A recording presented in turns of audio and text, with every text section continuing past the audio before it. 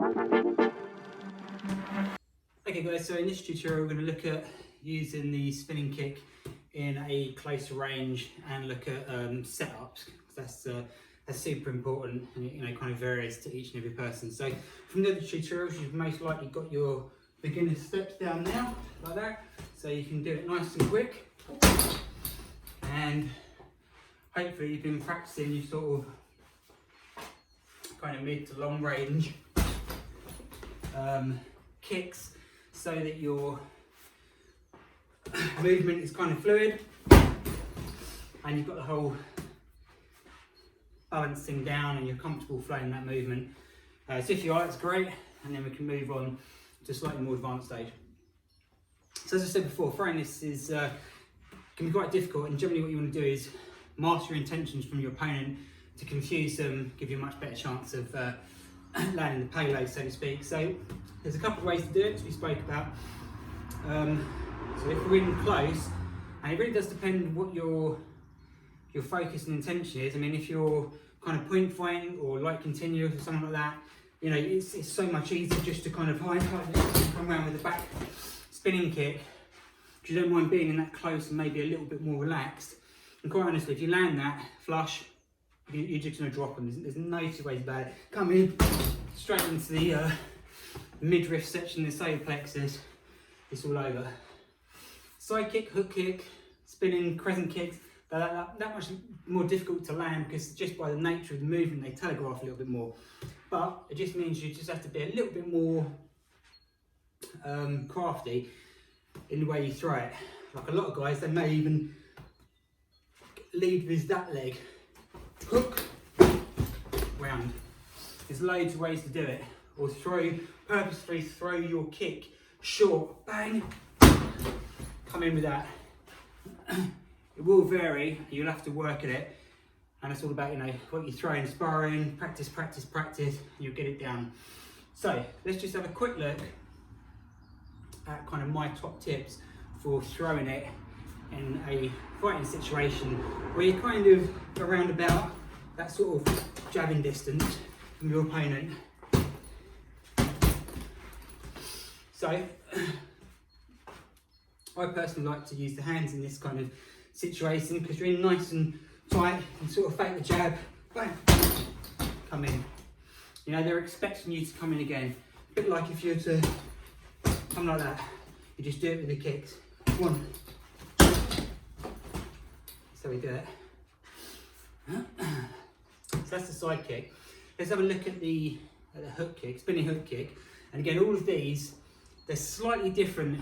So maybe you want to work at your fundamental kicks, which we'll get into in another tutorial. Front kick, side kick, round kick, hook kick. They're my 4 fundamental kicks. Maybe you want to get those perfect before you start playing around with throwing them into like a spinning movement. But yeah, for the purpose of this tutorial, we'll just look at those. So again, if you're coming in for a hook kick, it telegraphs, so it's a little bit more difficult to land. It's just got to be that more crafty. So what you might want to do, bang. So you're almost coming in, you know what you're going to do. Like I said before, you need to always be thinking a couple of steps ahead. Yeah, you always want to have your movements 2 or 3 steps ahead, planned out, know what you're going to do. So your opponent's there, come in, you're already throwing it. You think you should come in with a jab, bang, come in with that kick. Now hook kick to the head, you land it, it's most likely going to be all over. So it is worth getting that down. Let's have another look at another way of throwing this. Great fighter, Tomás Baradi, used to throw it off the lead leg. So you come in with a hook kick, bang, and then come around like that. That's actually very difficult, but worth practicing just for fun. But yeah, just come in, bang, come around like that. So he's taking their attention with this leg, but he's moving so quick.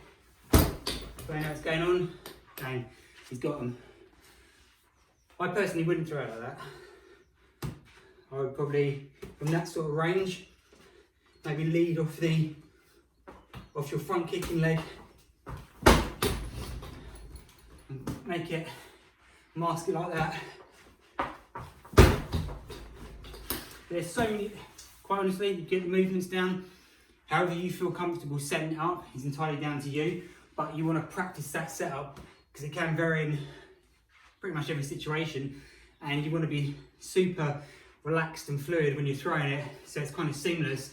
Because if there's any sort of telegraphing, or you're obviously going to throw it, like I said, you know, you're not going to land it. The guy's going to be out of range, and then you're open for all sorts of trouble.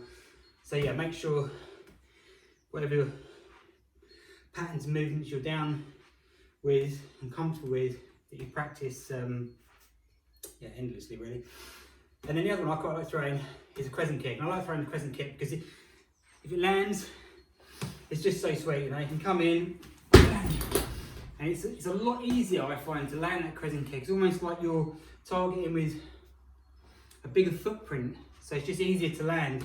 And again, in the same way you'd maybe set up the hook or the side kick, you throw it like that. It's just a lot, because with the hook kick you kind of have to, it's more of a body pivot, whereas with the crescent kick you can stand much taller and land it, which means throwing it essentially should be easier, just like that.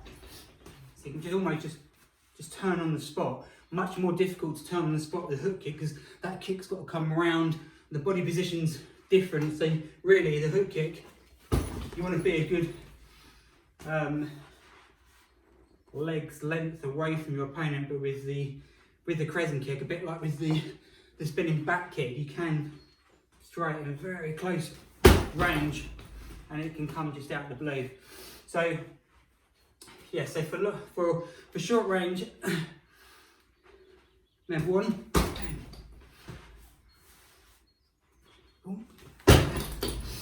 side kicks and hook kicks. You can use them in short range for sure, but actually they may well be better suited to slightly longer range, or certainly mid range, because in mid range you can just, but like I said before, it's all down to each individual person, what you find comfortable, and getting that movement down is key. So just practice, practice, practice. Okay, cheers guys. Well, I think next time we're gonna look at maybe doing the fundamental kicks and just work on your front, side, round and hook kick. Cheers.